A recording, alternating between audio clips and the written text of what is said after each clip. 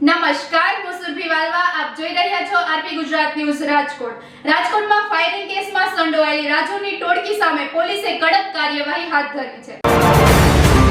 પેંડા ગેંગના આતંક માટે ઓળખાતી રાજપાલસિંહ જાડેજા સહિતની 17 સભ્યોની ટોળકી સામે ગુજસીકોટ અંતર્ગત ગુનો દાખલ કરાયો છે. આ આરોપીઓ વિરુદ્ધ અત્યાર સુધી 71 જેટલા ગંભીર ગુના નોંધાયા છે, જેમાં 11 જ્યુડિશિયલ, 4 પોલીસ કસ્ટડીમાં અને 2 આરોપી ફરાર છે. પોલીસે સ્પષ્ટ કર્યું છે કે આગામી સમયમાં અન્ય ગેંગ સામે પણ ગુજસીકોટ હેઠળ કાર્યવાહી ચાલુ રહેશે. વધુ સમાચાર માટે જોડાયેલા રહો આરપી ગુજરાત ન્યૂઝ રાજકોટ. ગત 29 ઓક્ટોબરના રોજ એ ડિવિઝન પોલીસ સ્ટેશનમાં 2 જૂથ વચ્ચે સામાસામે ફાયરિંગનો બનાવ બનેલ હતો. આ બનાવને ધ્યાને લઈ માનનીય સીપી સર બ્રજેશકુમાર દાસર અને માનનીય additional CP sir Mahendra Bagdiya sir દ્વારા શહેરમાં સંગઠિત ગુના આચરતી ટોળકીઓ વિરુદ્ધ કડક કાયદાકીય પગલાં લેવા માટે ક્રાઇમ બ્રાન્ચને સૂચના આપવામાં આવેલ હતી.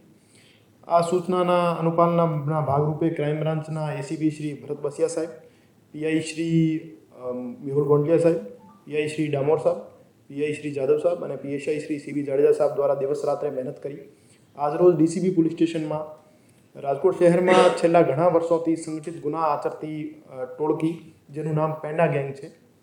પેંડા ગેંગમાં રાજપાલસિંહ સુધીરસિંહ જાડેજા અને તેના અન્ય 16 સાગરીત આમ મળીને કુલ 17 આરોપીઓ વિરુદ્ધ જીસીટીઓસી કાયદા હેઠળ એક ગુનો દાખલ કરવામાં આવેલ છે. આ ગેંગ વિરુદ્ધ રાજકોટ શહેરમાં, રાજકોટ ગ્રામ્યમાં, મહેસાણા અને જામનગરમાં છેલ્લા 10 વર્ષમાં કુલ 71 જેવા ગંભીર ગુના દાખલ થયેલા છે, જેમાં પ્રોહિબિશન, જુગાર, ચોરી જેવા ગુના ધ્યાને લીધેલ નથી. 71 ગંભીર પ્રકારના ગુના છે, જેમાં ખૂન અને ખૂનની કોશિશના 7, મારામારી અને રાયોટિંગના 29, છેડતી અને બળાત્કારના 7, હથિયાર ધારાના 5 અને બાકી એનડીપીએસ, લૂંટ, અપહરણ, ધમકી અને મિલકત સંબંધી ગુના છે. 17 આરોપીઓ પૈકી 11 આરોપી વિવિધ ગુનાઓના કામે ઓલરેડી જ્યુડિશિયલ કસ્ટડીમાં છે અને 4 આરોપી ક્રાઇમ બ્રાન્ચના કબજામાં છે અને 2 આરોપી હાલ ફરાર છે. રાજકોટ શહેરની શાંતિને ડોળવાનો પ્રયાસ કરતી આવી બીજી ટોળકીઓની ઓળખાણ કરી લેવામાં આવેલ છે અને આવનાર દિવસોમાં તેઓના વિરુદ્ધ પણ બીજા જીસીટીઓસીના ગુના દાખલ કરવામાં આવશે અને આ તમામ આરોપીઓને જેલ હવાલે કરી ગેરકાયદેસર એમની જે વસાવેલ મિલકતો છે એને ટાંચમાં લેવામાં આવશે અને આવા સામાજિક તત્વોને પૂર્ણતયા નેસ્તનાબૂદ કરી દેવામાં આવશે.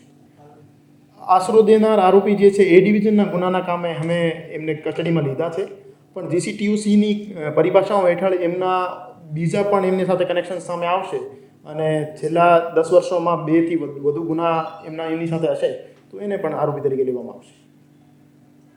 રાજકોટ શહેર એ ડિવિઝનમાં ગત 29 તારીખના રોજ ભારતીય ન્યાય સંહિતાની કલમ 109 એટલે કે ખૂનની કોશિશ અને આર્મ્સ એક્ટની વિવિધ કલમો હેઠળ એક ગુનો દાખલ કરવામાં આવેલ હતો.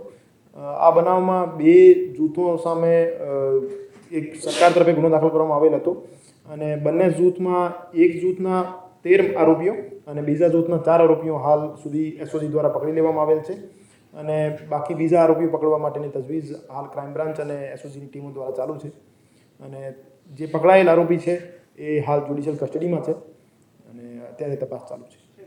ગુનાના કામે વપરાયેલા 2 હથિયાર હજુ કબજે કરવામાં આવેલ છે અને તપાસ દરમિયાન પકડાયેલા આરોપીઓ પાસેથી 2 બીજા હથિયાર પણ કબજે કરવામાં આવેલ છે. અત્યારે એક પક્ષના 13 માણસો અને બીજા પક્ષના 4 માણસોની ધરપકડ, આમ કુલ 17 માણસોની ધરપકડ થઈ છે. બંને પક્ષમાંથી એક પક્ષના 6 આરોપી અને એક પક્ષના 5 આરોપી હાલ સુધીની તપાસની ધ્યાને લે તો આમ 11 આરોપી પકડવાના બાકી છે.